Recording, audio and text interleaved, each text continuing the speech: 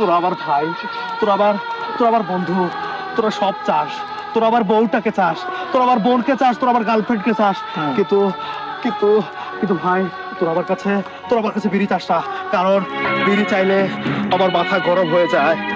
এই ডারবি আমি আমি পকেটে রাখি, কিন্তু খাই না, আমি খাই না।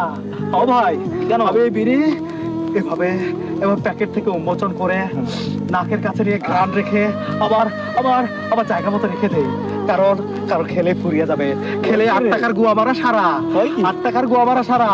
আরে আমি তো ডারবি খাই, যারা লাকি খায়, পেনসুর খায়, যারা গোল্ড খায়, আমার থেকে তাদের কষ্ট বেশি।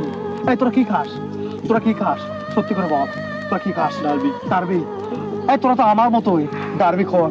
8 টাকার মধ্যে তোরা সীমাবদ্ধ আসার জন্য তোদের কষ্ট হচ্ছে না, তোরা আন্দোলন নেমে পড়িসনি, কিন্তু আমার বিশ্বাস যে উপদেষ্টাদের মতো আমাদেরও বাংলাদেশের মধ্যে একটা বিড়িখোর কল্যাণ সমিতি প্রতিষ্ঠা করা দরকার। আমাদের উচিত আমাদেরকে একটা আন্দোলনে নেমে পড়া, যাতে বিড়ির দামটা কমে যায়। বিড়ি চাই কি ভুল? ভাই মাপ চাই ভাই, মাপ কর ভাই, তাও দিবি ভাই, আরে 5,000, তাও দিবি ভাই, 5,000, আরে 5,000, আরে 5,000 ভাই, তোরা আমার 5,000, ভাই আমার মাথা নষ্ট, বিড়ির দাম বেড়ে যাওয়াতে আমার মনে যে কষ্ট।